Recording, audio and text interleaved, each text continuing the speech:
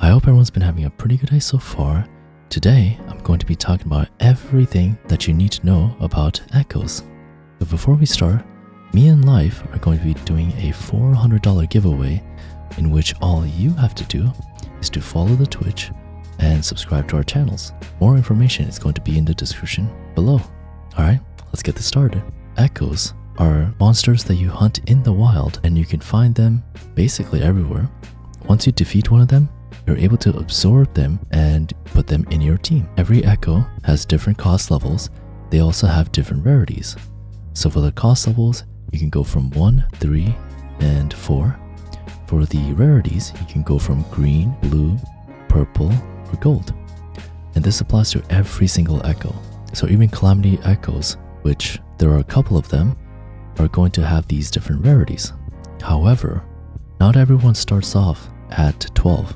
You actually start off at a pretty low cost level, and you can slowly increase that by leveling up your data bank, which I will talk more in depth in a little bit.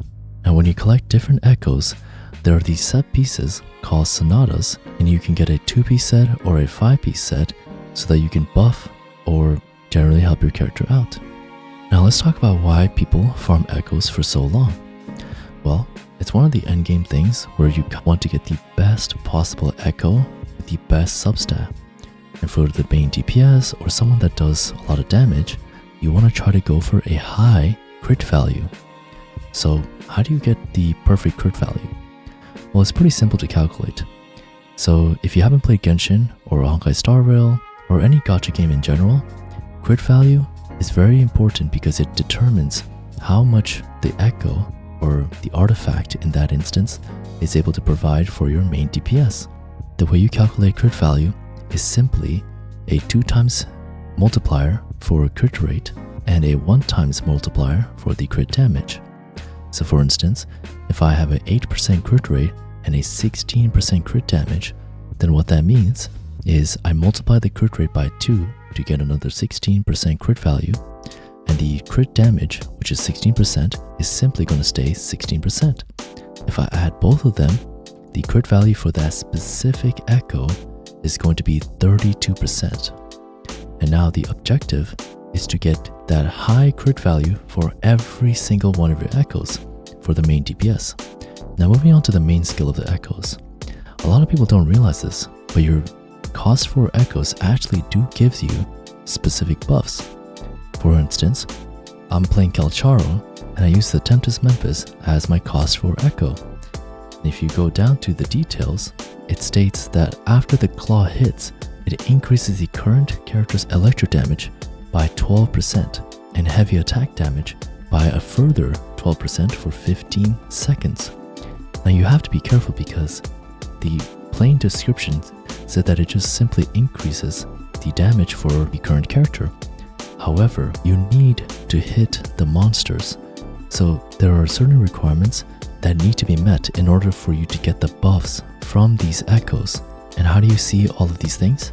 If you go to the echo section, you go on the top right, it should say something like outline, and there's a tiny bar. If you click on the bar and you turn it off, you'll see all the extra information that the echoes are supposed to give you. So this should help you if you guys are into the specifics and if you guys would like to know what the requirements are for your echoes. Another interesting tip that I would like to suggest is the fact that if you're ever in the main page for the echo, then you can simply just drag the different echoes and kind of just put them wherever you want. Alright, now let's move on to the data bank.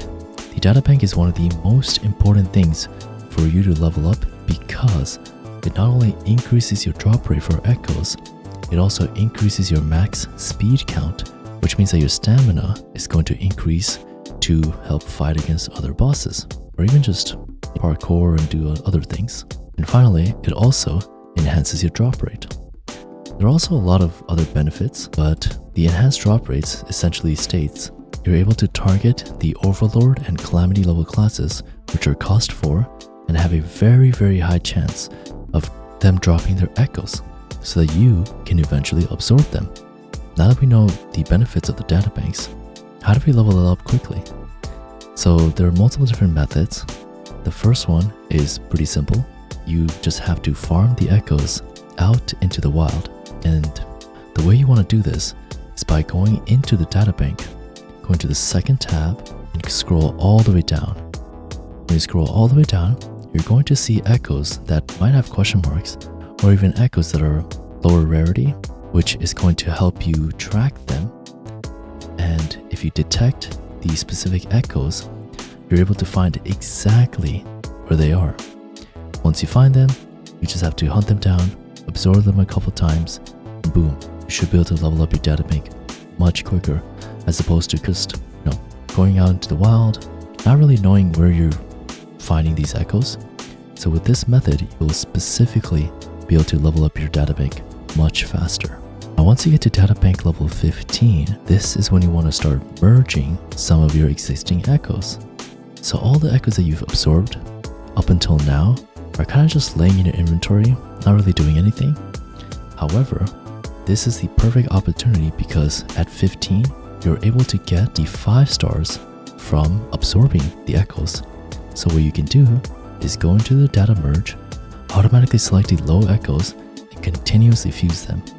This is going to exponentially increase your data bank level, and you can potentially go from level 15 all the way to 17, and possibly even 18, which is pretty nice. Now let's say that you did do all those things, right?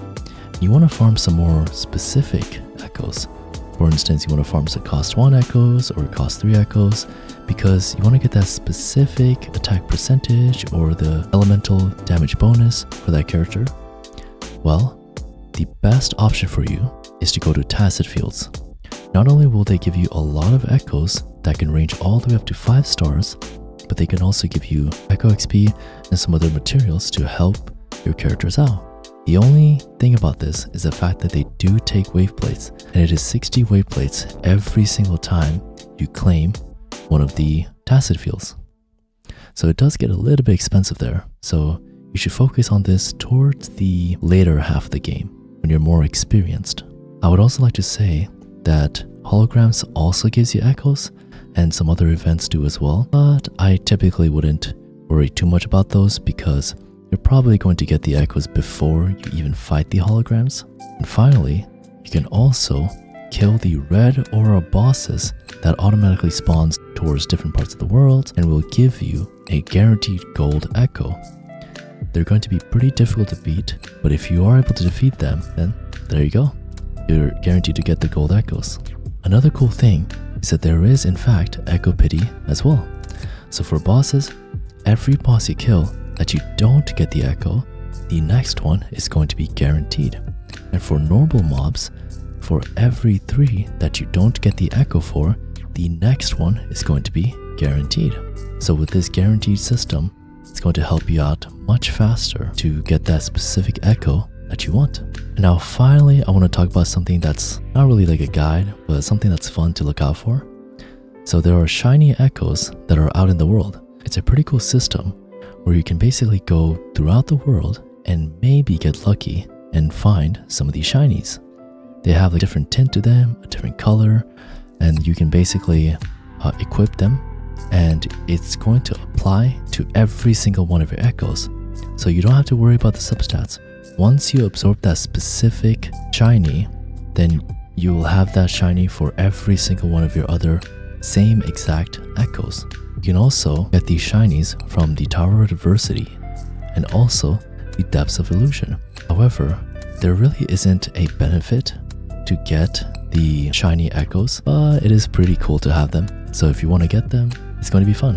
If you manage to find them in the wild, hey, maybe if you have a couple of friends, you can have them come over to your world if you find one, and you guys can collect the echoes together. Alright, that's everything from me.